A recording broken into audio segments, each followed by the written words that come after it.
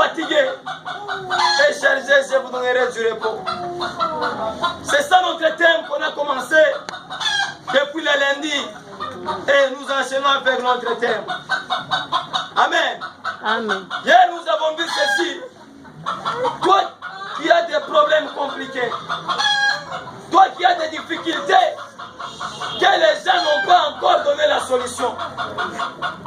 Toi qui as des cas compliqués, des cas impossibles devant les hommes, je t'invite à revenir vers Jésus. Jésus n'a pas besoin de tes véhicules. Jésus n'a pas besoin de tes habits. Jésus n'a pas besoin de tes finances. Non. Jésus a dit, venez à moi, vous tous qui êtes fatigués et chargés, et je vous donnerai du repos. Jésus va vous décharger de la chaise que vous portez. Jésus va vous décharger de tout ce que vous avez. Le fardeau que vous avez appris. Jésus va vous décharger de ces charges-là. Alléluia. Amen. Bien-aimé, j'aimerais que d'abord nous puissions à reconnaître que Jésus nous appelle. Amen. Amen. Il y a plusieurs riches qui ont abandonné les choses, qui ont abandonné leurs histoires. Nicodème est allé voir Jésus la nuit. Il est allé le rencontrer pour savoir que puis-je faire pour hériter la vie éternelle. Nicodème est allé vers Jésus. C'est parce que Nicodème savait non. Cet homme n'est pas comme tout le monde. Cet homme n'est pas de ce monde ici. Laisse-moi d'abord aller le consulter. Il est allé consulter le Seigneur des Seigneurs et en savoir comment puis-je faire pour hériter la vie éternelle. Jésus lui a donné tout ce qu'il fallait. Nicodème n'avait pas compris cela. Il a abandonné ses histoires. Amen.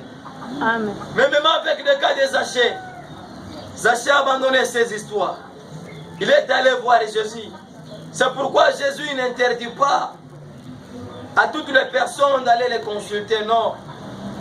Jésus n'est pas comme ça. Il nous appelle, que tu sois riche, tu sois pauvre, tu sois boité, tu sois aveugle. Jésus t'appelle. Amen. Amen. Oui. Venez à moi, vous tous qui êtes chargés, qui êtes fatigués. Je vous donnerai du repos. Nous lisons dans notre toujours texte, le verset principal. Matthieu chapitre 11, verset 28. Matthieu 11, verset 28. Venez à moi, vous tous qui êtes fatigués et chargés, je vous donnerai du repos. Jésus nous appelle, nous qui avons des problèmes compliqués. Nous qui avons des charges, que nous n'avons pas encore aujourd'hui trouvé les gens qui peuvent nous donner à résoudre nos problèmes. Mais il y a quelqu'un qui nous appelle.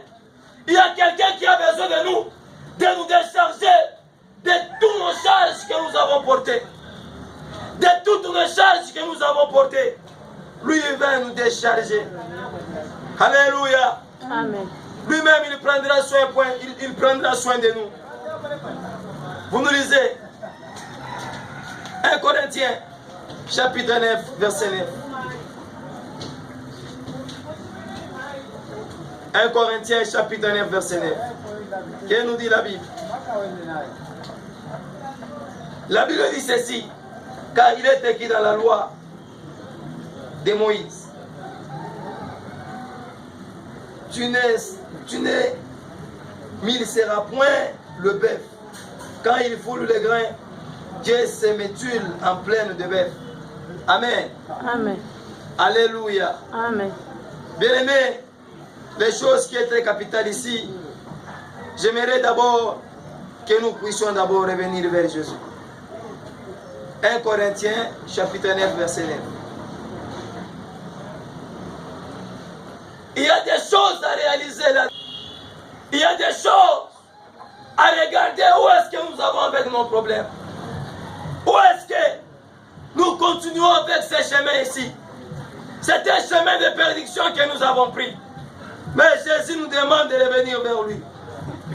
De lui revenir. Car il veut prendre soin de nous. Hébreux chapitre 13, verset 5. Hébreux 13, 5.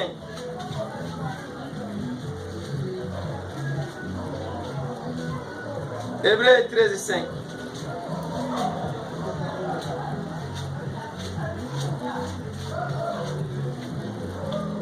Qu'est-ce que nous dit la parole de Dieu?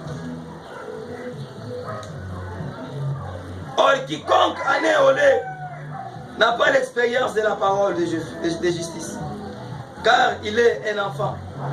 Amen. Alléluia. Amen. Il y a quelqu'un qui veut prendre soin de nous. Il y a quelqu'un qui veut nous nourrir à tout moment. Il y a quelqu'un qui veut nous supporter. Il y a quelqu'un qui veut prendre toutes nos responsabilités, c'est Jésus. Nous devons avoir cette habitude-là.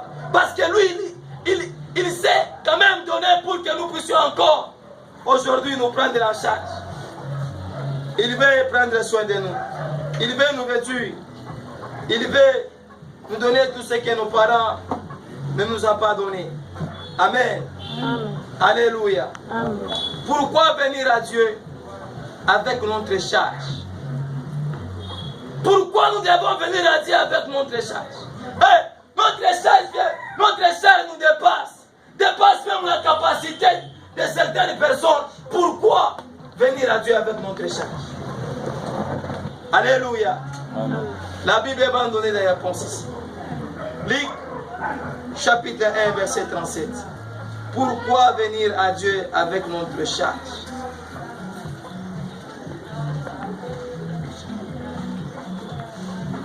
Le fardeau que tu portes, le fardeau que nous portons, jusqu'à là, nous n'avons pas eu la solution. Et qui peut résoudre nos fardeaux? Qui peut résoudre nos problèmes? Personne. Mais pourquoi venir à Dieu avec nos fardeaux? Luc, chapitre 1, verset 37. Nous lisons au nom de Jésus. Rien n'est impossible à Dieu. Qu'est-ce qui peut empêcher qu'à Dieu de faire quelque chose? Qu'est-ce qui peut empêcher qu'à Dieu de résoudre des problèmes? Qu'est-ce qui peut lui empêcher de résoudre tout ce que toi tu as? Non, car rien n'est impossible à notre Dieu. Rien n'est impossible à notre Dieu. Regardez Sarah, elle n'avait pas d'enfant, mais lorsque Dieu a pris cette responsabilité, oh l'Éternel Dieu a pris les soins de Sarah. Sarah a conçu et elle a enfanté un enfant. Alléluia. Amen. Rien n'est impossible à Dieu. Dieu ne va pas échouer. Même si toi tu es aveugle depuis la naissance, je viens t'informer que ce matin, Dieu ne va pas échouer. Amen. Il y a les gens, ces gens-là, ils étaient au nombre de 10. Elles étaient des femmes. Elles étaient frappées d'une maladie. On appelait ça maladie à Boukom. Qu'est-ce qu'elles ont fait? Elles sont allées voir les maîtres. Elles sont allées voir les seigneurs des seigneurs. Quand elles s'est approchées vers les maîtres, vers les rois des rois, écoutez la parole de cette personne qui avait le pouvoir d'ôter leur maladie. Il les avait monté les chemins pour qu'elles partent. Au retour, lorsqu'elles sont parties, elles étaient guéries. Tous, il y a une, elle est retournée vers le Seigneur. Elle lui a dit, où sont-elles les autres? Elle était revenue seule. Alléluia. Amen. Amen. Amen. Les cas impossibles. Les cas que vous voyez, non, nous n'allons pas réussir à traiter ces cas-là. Nous ne pouvons pas quand même réussir à traiter ces problèmes. Je vais t'informer ce matin devant Dieu, tout est possible. Même à tous ceux, à quiconque qui croit que Jésus est Seigneur, même s'il implore sa présence, il demande quelque chose avec une foi force. Tout est possible à Dieu. Amen. Alléluia. Amen. Oui. Pourquoi venir à Dieu avec nos fardeaux? Job, chapitre 32, verset 17. Pourquoi venir à Dieu avec nous? Tes fardeaux, tes parents ont échoué de te télécharger. Ont échoué. Même la communauté, l'entourage, l'environnement ont échoué. Pourquoi? Il y a un Dieu là au ciel qui est capable. Il y a un Dieu là au ciel qui ne va pas échouer les cas là. Parce que lui a créé le ciel et la terre. Qu'est-ce qui va lui empêcher de te donner tout ce que toi tu veux? Qu'est-ce qui peut lui empêcher à te donner ce que toi tu veux? Quoi? Qu'est-ce qui peut l'empêcher? Job chapitre 32, verset 17. Écoutez ce que dit la parole de Dieu. À mon tour, je vais répondre aussi. Je vais dire aussi ce que je pense. Alléluia. Bien-aimé, tu dois dire, tu dois répondre à ce que toi tu penses. Tout ce que toi tu veux parler, tout ce que toi tu veux l'amener à Dieu, tu dois leur dire ce que toi tu penses, les fardeaux que tu as, les problèmes que tu as, amène-le vers l'Éternel, car il est le Dieu des impossibles. Il est le Dieu qui fait tout ce qu'il fait. Il est le Dieu, il fait ça, il fait la grâce à qui il veut. Amène-lui ton problème. Beaucoup de gens ont échoué. Beaucoup de gens s'est trompé. Beaucoup de gens en disant non. Et ils sont des gens qui peuvent donner la solution à certains problèmes.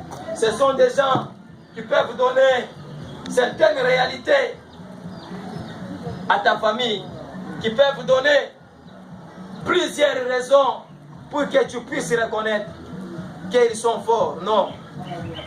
Le Dieu des impossibles, lui n'échoue jamais. Vous nous lisez, pourquoi venir à Dieu avec notre fardeau? Matthieu chapitre 19, verset 26. Matthieu 19, 26. Que nous dit la Bible?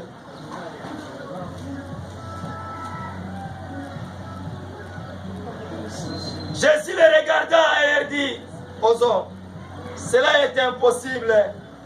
Mais à Dieu tout est possible. Oh, bien-aimé, les gens que toi tu aimes, allez raconter tes problèmes. Les gens que toi tu aimes, allez les consulter à tout moment. J'aimerais te dire ce matin, cela est impossible aux hommes. Cela est impossible même au monde. Mais la Bible dit, cela est possible à Dieu. Je ne vais pas échouer à traiter ton cas là. Si tu lui amènes les cas, il va toujours les traiter. Ça ne va pas prendre le mec quelques minutes. Il dit seulement les choses se réalisent.